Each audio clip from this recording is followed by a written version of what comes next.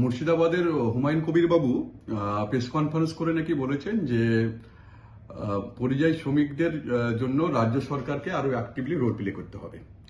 আমি হুমায়ুন কবির বাবুর উদ্দেশ্যে বলতে চাই যে আপনি ভারতবর্ষের এমন কোনো রাজ্য পাবেন না যেখানে পরিযায়ী শ্রমিকদের জন্য এইরকম কোনো বোর্ড তৈরি করা হয়েছে সরকারি ব্যবস্থাপনায়। এটা কিন্তু মাননীয় মুখ্যমন্ত্রী মমতা বন্দ্যোপাধ্যায়ের নির্দেশ মতো তৈরি করা হয়েছে। যবে থেকে এই পরিযায়ী শ্রমিক বোর্ড তৈরি করা হয়েছে, আমরা যতটা পেরেছি আমরা সবসময় যে কোনো অসহায় অত্যাচারিত পরিযায়ী শ্রমিকদের প্রথম থেকে পাশে আছি।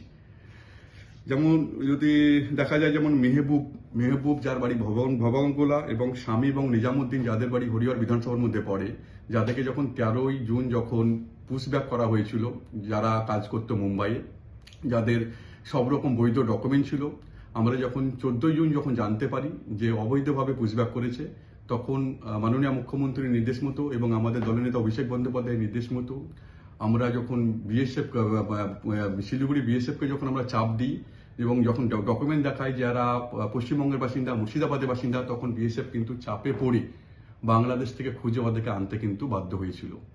এবং যখন উড়িষ্যাতে যখন অত্যাচারগুলো মারাত্মক আকারে ছিল এবং এখনো চলছে, তখন আমরা মুর্শিদাবাদের দুজন যাদেরকে ডিটেন করা হয়েছিল উড়িষ্যাতে, যেমন শাহিনুর বিশ্বাস এবং শহীদুল, যাদের বাড়ি হচ্ছে হরিহরপাড়া বিধানসভার মধ্যে পড়ে, তাদের পরিবারের বাবা মাকে ডেকে আমরা হেভিয়াস কর্পাসের মামলা ক্যালকাটা হাইকোর্টে করেছিলাম এবং তাদেরকে ডিটেন থেকে তাদেরকে কিন্তু পরিবারের হাতে ফেরত দিতে বাধ্য হয়েছিল।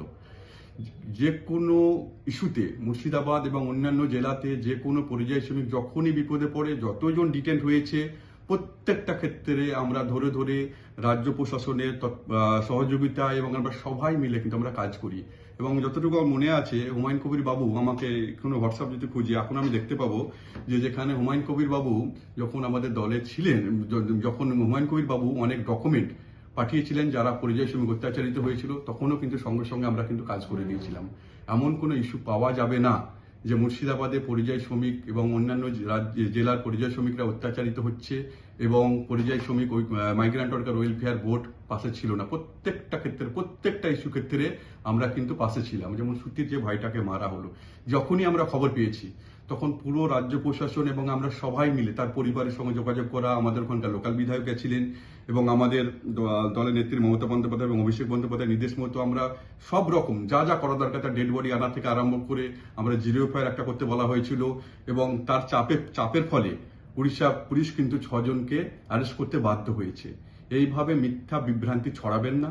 এবং আপনি তো যা দেখছি যেভাবে আপনি মানে প্রচারে আলোতে আসার জন্য যেভাবে আপনি প্রেস কনফারেন্স করছেন এবং অনেক কিছু বলছেন, আপনি তো নিজেও বলেছিলেন যে আপনার নাকি 1 নম্বরের নেতা মানে পছন্দের নেতা হচ্ছে নরেন্দ্র মোদী। আজকে কিন্তু এই নরেন্দ্র মোদীর নেতৃত্বে বিজেপি যেখানে যেখানে বিজেপি ক্ষমতায় আছে সেখানে সেখানে দেখা যাচ্ছে যে পরিযায়ী শ্রমিক যারা বাংলা থেকে যারা বাইরে কাজ করতে যাচ্ছেন তারা কিন্তু অত্যাচারিত হচ্ছে। আপনার কিন্তু পছন্দের নেতা যে মানে যে এই বিজেপি দলের যে মানে সর্বোচ্চ নেতা, তার নেতৃত্বে কিন্তু এগুলো সবকিছু হচ্ছে। আপনি তার বিরুদ্ধে কিছু বলুন এবং আপনি এইভাবে বিজেপিকে হাতশক্ত করার জন্য ভুলভাল না বকার আপনাকে আমি পরামর্শ দিচ্ছি।